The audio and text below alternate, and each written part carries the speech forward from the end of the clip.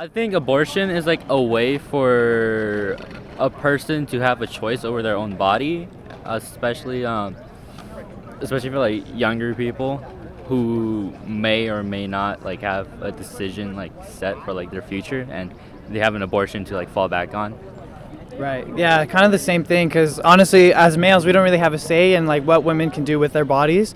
So honestly, but then it kind of gets into that whole like religious background for me personally. So there's always like this conflict, whether like I'm pro-choice or like pro-life and whatnot. So honestly, you have to find that middle ground, and it's hard. Honestly, it's difficult to find that middle ground.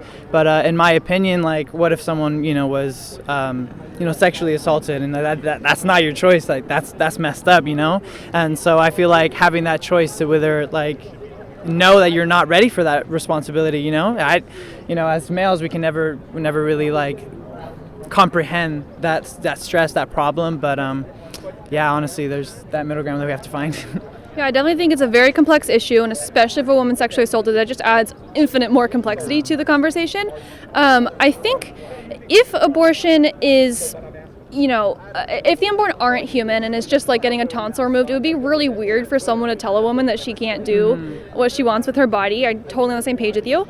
But if the unborn are human, that means that abortion would be killing a human. And it seems like in general, regardless of whether you're a man or a woman, we all agree that it shouldn't be legal to kill humans. So I think this debate kind of falls back onto the central question of whether the unborn are human or not. So I'm curious your opinion on that. Have you studied biology? Do you know anything about when human life begins? Health class. Health class. Health class in biology. I'm not like specifically sure when like a consciousness is like developed, but I mean, I feel like in the early stages of pregnancy, it reaches a certain extent where like the baby has, or the organism has not like fully developed into like developing a consciousness or developing the features that you would call something human. So I think at that point, I don't think you would define the organism a human. Okay. Yeah. Would you Interesting. agree or Well, I mean, regardless of the outcome, it can be a miscarriage. It can be a successful delivering the baby. But honestly, to know that could have life, or like that could be the next blank. Like I know that kind of sounds cheesy, but eventually, like that kid will have life. Regardless of a possibility of it not happening, it can happen. Like that's life in your hands. But honestly, it's such a difficult topic to talk about, because it's always like, okay, well this, okay, well that. But honestly, at the end of the day, like you said, it's life. Like that's the taking of a possible life, of a possible, like the next Albert Einstein, the next Steve, the next Anthony. So yeah. Okay, so it sounds like well, I don't know if you've shifted your view a little bit, or if you're kind of in the middle. Yeah. I guess it sounds like, or you tell me, have you shifted, or where are you at? Definitely middle, but definitely leaning more towards like pro-choice. Okay. A little bit more, yeah. But definitely conflicting. Yeah, absolutely. Would it be okay if I share with you biologically when human life begins, according to embryologists? Okay. So I have a little brochure here conveniently. So at this point right here, this is a sperm and this is an egg. I'm sure you know this is not a human being. Yeah, right. Right. These are cells of a human body. And you and I are whole human organisms. We're made up of functional parts like sperm cells, egg cells, skin cells, blood cells. Right. Now, when sperm and egg, though, when they come together, they cease to exist and create a new whole human organism that is genetically distinct from both the man and the woman. You said Steve is your name. And remind me your Anthony. name. Anthony? Okay. Anthony. Steve, this is when you got your Steveness. This is when you got your Anthony-ness, okay? Right. This is where your hair color, your eye color, your skin color was all determined. And while this is sperm and egg are a functional part of the human being, this is a whole human organism actually developing its own functional parts. And so all this cell, though it looks very small and unrecognizable, all it needs to continue its development is adequate nutrition and the right environment, just like a newborn or a toddler or you or me. And so really the only difference between us is the fact that they are smaller, they're less developed, they're in a different environment, and they're more dependent than us. But it seems strange that we would place value on someone based off of how big or developed they are, because a newborn, for example, is smaller and more dependent on us than we are, but we think that they're both equally valuable and should have basic equal rights, right? So I think this issue boils down to, well, what constitutes someone as being valuable? What should be the reason why we have basic rights like the right to life? And I think that's a really big question, and we've answered it wrong in the past, like with slavery and the Holocaust and other injustices, right?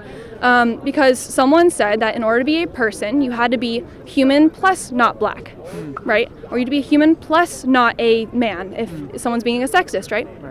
And so my question for you is, what do you think is the same about all of us, despite our differences, that demands we have basic rights like the right to life? Because I'm taller than you, you have darker skin than me, you're a man, I'm a woman, right? But we should have the same rights.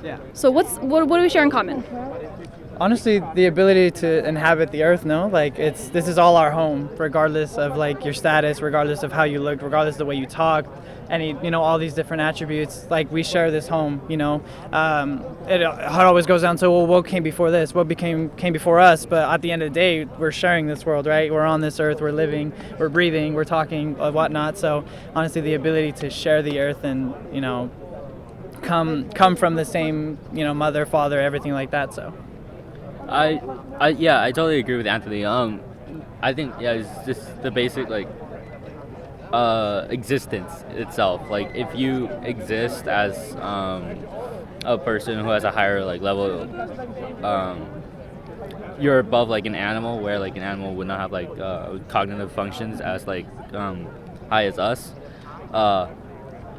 You would be granted equal basic rights. I mean, not saying that animals should have basic rights as well, but humans would have we have developed constitutions, we have developed a civilization, and I feel as having that higher intellect, we should be able to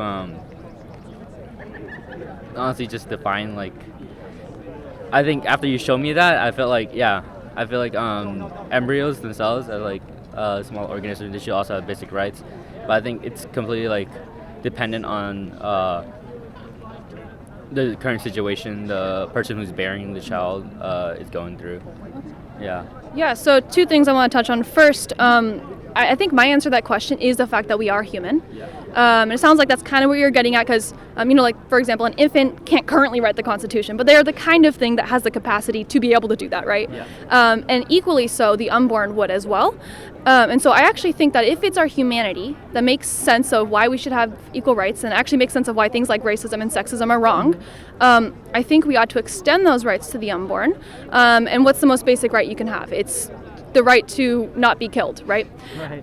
And I also hear what you're saying, though, that there's a lot of difficult situations, though. What do we do with this? It sounds like we have two lives that are coming at each other. How do we sort this out? A woman's in poverty, maybe she's a single mom, maybe she's in school, I don't know, maybe she's in high school, right? And these are really difficult, and I don't think that we can express that enough. I don't ever want to minimize those situations. Something that helps me think through it is looking at clear cases. So if a woman, for example, is in high school and boyfriend doesn't want anything to do with the pregnancy, which, my goodness, don't even get me started. But let's just say that maybe she's even living in poverty as well. Now let's imagine that she has a 2-year-old. What options would we give her if she didn't want to raise her 2-year-old, or she thought that she couldn't? Put up for adoption, right? You can do that, definitely. A lot of government subsidies that you can provide the actual help, like money and different, organizations that could help her out. But honestly, when you said that, that's super realistic. I can think of oh yeah, that could happen to my friend. That can happen. Such a realistic situation, which is kind of scary. But yeah.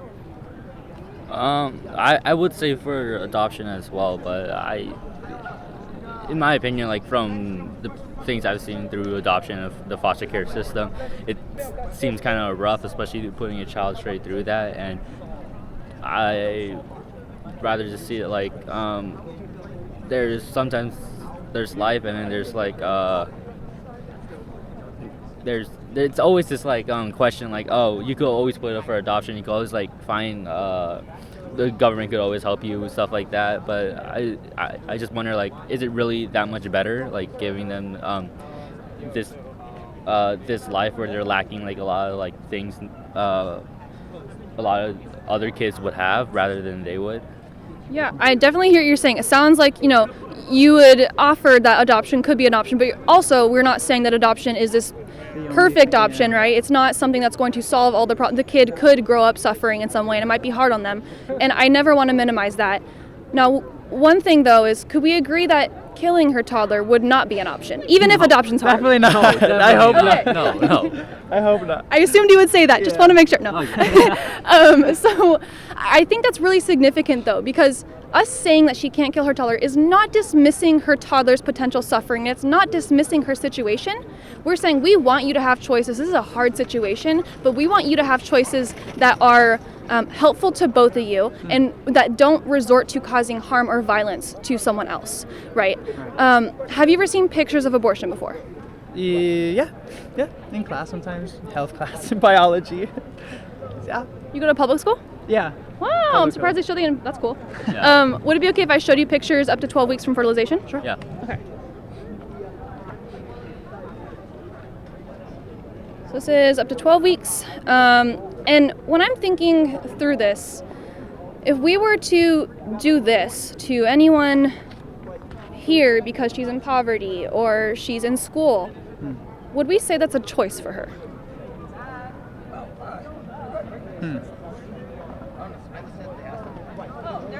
I don't think so. Why not? It's cruel. Yeah, it seems cruel. Yeah, just down to the bone, it's cruel, And so I think what's fascinating is, in general, when we have needy, vulnerable human beings like a toddler or a newborn, like they can't really do anything. They rely completely on a woman to help them, or a man or someone to help them, right?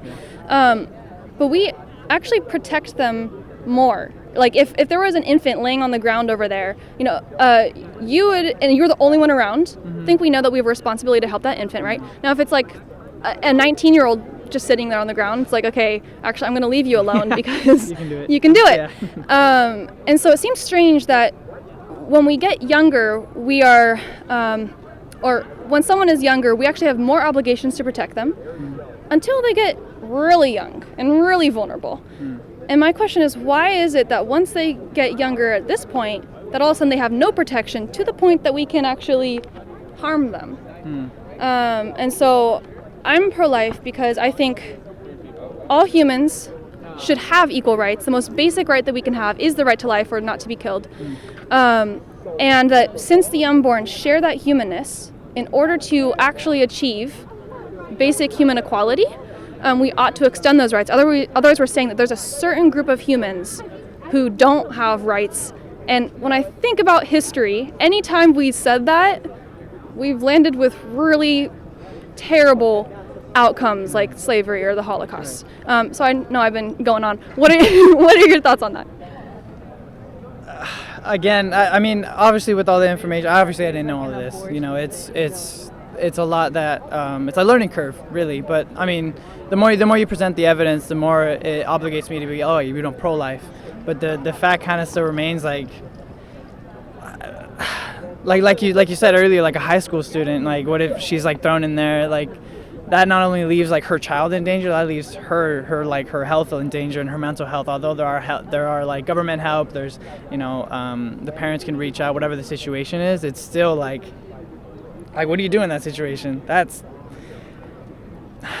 a topic I can't really say, yeah, I'm pro-life, yeah, I'm pro-choice, but definitely I'm still on that middle ground. But yeah, I think the relevance to the question is the situation that society puts on women, how we still haven't granted women fully equal rights, stuff like that. It's a man's world, more or less, slowly becoming more equal though. And there's one choice that women actually have over their own body, where men don't dictate oh, you shouldn't be able to do this, you shouldn't be able to do this. And I think it comes, a lot of this talk is made political just because it is. And I don't think politics should even have a say in this. I think it should be the individual person. I think abortion, it's a good thing just because like not everyone's gonna use it. People have their own opinions. Those who want to use it, they're able to. Like it shouldn't be like just because I have this clothing, that means you should have this clothing. It's kind of like that. I mean, it's not like as high of like a level of like but yeah, it's kind of like that in my opinion. Yeah, a couple of things here. Again, right, like just saying, okay, the unborn should have equal rights, they should have a right to life, it doesn't solve the problems in the world, right? And I think that that's a really important topic to talk about, because if abortion is illegal, we absolutely need to be providing resources to help women. I think that that's the human thing to do. I don't know if you've ever heard of pregnancy resource centers before, but they're basically they're basically pro-life centers, and they offer free resources for women. So before birth, they'll offer free ultrasounds and free pregnancy tests and counseling, and they'll help women find jobs or a house. After birth, they'll provide free material needs, so baby clothes, formula, diapers, strollers, cribs. And if they don't have a particular resource, they'll really go out of their way to try to get her to that resource. And so I actually think, for the most part, we do have a lot of the resources available for women. What we don't have is good marketing for those resources. And so I'm just trying to market right now for those people, right? But I agree. Even with those resources available, I am by no means at all opposed to providing more resources. I think that, how we might go about that, people could disagree, like how much the government should be involved in that, how much that should be private. But regardless, I think everyone can agree that we need more resources. And then kind of talking about what you're saying with women's rights, and I absolutely agree that, especially in other countries, right, women's rights are totally trampled on. There's human trafficking, there's sex slavery, there's just abuse in general. What I think, though, is that it seems like I am all for, as a woman, I'm all for wanting to prevent women from being in these abusive situations. I think there needs to be a lot of cultural reform in a lot of these areas that it's happening. What I'm not for is by solving that issue with more violence. It seems counterintuitive to help someone who has been in a violent situation by actually harming another human with violence, right? And so again, I'm totally for all choices, just not one that when it crosses the line of hurting someone else. And I think that when we're talking about abortion, we can't really get out of that because it just intrinsically is part of the procedure. So that's where I'm coming from. What are you thinking? So it's not so much the question like, oh, you can't kill it. It's so much the question, how can we help you to not kill it? I stand for that. I like that because again, with the whole religious background, it's like you are killing someone regardless of what you explained to us, that there's life there, at the second stage and whatnot. So yeah, again, I stand for the pro-help instead of the pro-choice. So okay, yeah. I stand for that, yeah. Absolutely. And it's kind of interesting. I don't want it to sound all semantic-y. Like, if someone felt like they had no other choice, bringing it back to the toddler, I don't think we're saying we're anti-killing. I think we would say we're pro-helping, but we also say, yeah, that killing shouldn't be legal. I don't know if that made sense what I was trying to say there, but okay. I guess I think that it should be illegal, not just I don't want you to get. I think it should be illegal for the purpose of justice. That's what I'm trying to say. Okay. And I think we're not just saying okay, let's help women who have toddlers. Mm-hmm. We're saying okay, let's help them and also legally protect the toddlers. Right. And so I think that same principle, if we're going to be consistent with human equality, should be applied to the unborn. Right. You have any? I agree. Okay. I agree. Yeah. I totally agree. I mean, I'm still gonna have like my opinions about like abortion, but I can totally see like your standpoint or like your viewpoint from where you got like abortion. Life is life, and taking a life even at a very young stage or a small stage is still killing, and I totally agree with that. I mean, but it's just the difference between how a certain person feels about it. I'm totally against killing, and in my opinion, yeah. That helps us, Steve. It helps. But yeah, I'm totally against killing, and people, and I don't think like people getting abortions, they're like, oh yeah, totally, we're gonna kill this baby, stuff like that. No, like they're not gonna be saying that. I think if a woman is like desperate enough to get through it, I mean, like if we ban abortions, there are still people who are going to be desperate enough to go through it through like the unsafe method and do by themselves, and that could also put themselves at harm, who are fully developed human beings, and that could possibly like cause like a lot of problems like way later on. Yeah, I think that's a really good point, that even if abortion is illegal, women are still going to seek them out, right? And I think people on both pro-life and pro-choice sides, we don't want women to die. I mean, it would be weird for me to be pro-life, but like, I don't care if women die. Like, no, I do care. What I think, this is why I really think it matters whether the unborn are human or not. Because if the unborn are not human, like I said earlier, then it would be so weird to outlaw a procedure that could literally possibly kill women, right? If the unborn are human, it seems really weird to keep a procedure legal that is killing another human. Because otherwise it sounds like we're saying, okay, we want to make it safe for a woman to kill their child, so therefore we'll keep it legal. What other circumstance do we say that it should be legal so it can be safe for a woman to harm another human? I don't think that we have another example of that. And so I think ultimately, beyond the logical side, it seems like you guys understand where I'm coming from, at least A plus B equals C. I think the next step is, okay, what are solutions? And I think that's something that, I don't have all the answers for. What I do know is that the solution, at least that we can't have, is harming another human. And so I think this is a conversation that's really important to have, of how can we step in and help women, empower them to think and to know that their pregnancy doesn't make them less valuable than a man. It seems actually kind of strange that women in this culture believe that in order to be equal to a man, you have to be separated from the very thing that makes you different from a man. It's almost like saying like your biology makes you less than. Like pregnancy is part of being a woman, right? Whether you get pregnant or not, having the ability to be pregnant, it's like part of our experience. And to see that as an obstruction or a bad part of our lives, like that honestly seems to me actually misogynistic in a way. Right. And so I think, practically in workplaces, there should be more, I'm for, paid maternal leave and to make sure that it's easy for women to breastfeed at work or to get those breaks and what's needed. And I think, though, we need to be focusing on both aspects, protecting the unborn, but also helping those women. Right. And I think that's a fair place to be. What are you? That was well said. No, yeah, and that goes back to what you were saying, right? When you were Yeah, I think when you're talking about the resources that are available to women who don't want to seek abortions, but they want to seek keeping their child or helping their child out when they have them. I think those resources are less talked about within the community. Like when I talk with students or women in my life, they're always a lot of them are pro-choice, and I never heard of what you were talking about. I think there needs to be a bigger market for that, and more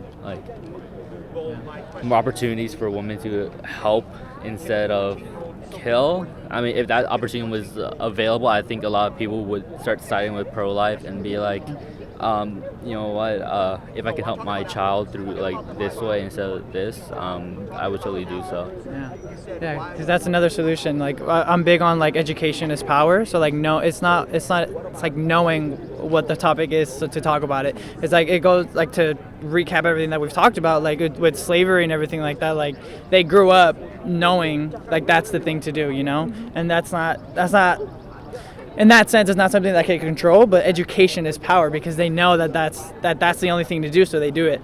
And that's the same thing that's going on here. Knowing, I didn't know about the consciousness or the life at the second stage. I didn't know that. Now that I know that, I'm dang, because the whole argument was okay, well, you're killing it, but it can't feel it, or you're killing it, but you didn't know, or before it came to life, but it had already had life in the womb, or So yeah, knowledge is power. Education is how we're going to solve that, and not only educating about the whole process, but educating how women can find help, because that's also a big problem, not only with women but with us too, because sometimes it can be like we don't know how to get mental health, we don't know how to reach out to our parents, whatnot. So a lot of things play into that whole situation. So I think another solution would be education, which is what you're doing. So thank you. Yeah, absolutely. No, I think that you perfectly summed that up. And so I think, okay, hypothetically, I know you guys can't vote right now, but hypothetically, yes, soon. If there was an exception for if there was clearly written in the law that if a woman's life is endangered, they will do a life-saving procedure to try to save both patients, not at the expense of the woman, right? If that was clear in the law and it was just talking about elective abortion for not when a woman's life is in danger, but just another other reason, would you say that you would be more likely to vote on the pro-life side or the pro-choice side? Honestly, I'm kind of swayed at the pro-life side, just as long as it's also pretty clear that these women are definitely going to get the help that they need. Like, I would totally be down to side with pro-life. Yeah, that's good. I like that. No, because it kind of comes down to like, can you keep that promise? Like, I feel like a lot of the times I'm not very patriotic because a lot of the things that we're supposed to stand for aren't really stood for. So, but that's always been a problem, like since the dawn of man. So really, ideally I would vote pro-life, because everything about the promises and the things that it talks about, that's great, and it really makes pro-choice people kind of although they may have their opinions, the whole education is power, knowing it's definitely leaning towards pro-life, where I would vote. But it'd have to be like these women will get what they need, So at the end of the day, it's really, can you keep that promise? Mm-hmm. So yeah. We definitely want to keep on working on that. I think in order, like if this was, for example, slavery on the line, should slavery remain legal? I think all of us would agree the clear answer is absolutely no, even if it would harm the economy because systems aren't in place to help slaves or slave owners, right? Why? It's just inhuman. It's cruel, like we talked about earlier. Yeah, it's cruel. It's inhuman. Yeah. It's cruel. So I think, I totally agree. We need resources, but I think that abortion is the kind of thing that I'm not saying that abortion and slavery are the same thing. I'm just trying to draw a parallel. I think that if abortion is intrinsically cruel, it's unjust to wait until everything is perfectly in place to stop the cruelty. Does that make sense? A little bit, yeah. If we're allowing violence to continue happening until everything is perfectly available, that seems like another injustice at the same time. And so I think just like we would ban slavery, regardless of whether slaves or slave owners are going to struggle, I think we should ban slavery because slavery in itself is the kind of thing that isn't a right. And if abortion is harming a human being, then in itself it isn't the kind of thing that's a right. Does that make sense? So in this sense, what would be suffering? Because you said if slavery, regardless of whether the economy would suffer, what is that parallel to abortion? Yeah, so I'm saying okay, if we banned abortion right now, and let's just hypothetically say there were no resources at all, the women would be suffering with their lives and the struggles that they're going through, right? And so what I'm saying is, if abortion is the kind of thing that is harming regardless, it's intrinsically harming another human being. Not that I don't care about women suffering. I'm a woman, literally.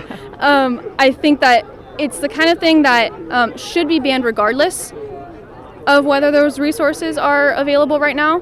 And so that's why I think that it's really important to actually vote pro-life now. We do have resources in place. Again, we should have more. But I just want to encourage you to consider, if the unborn really are being killed, the just thing is to make sure that they have rights as soon as possible. Okay. That makes sense. Okay. Yeah.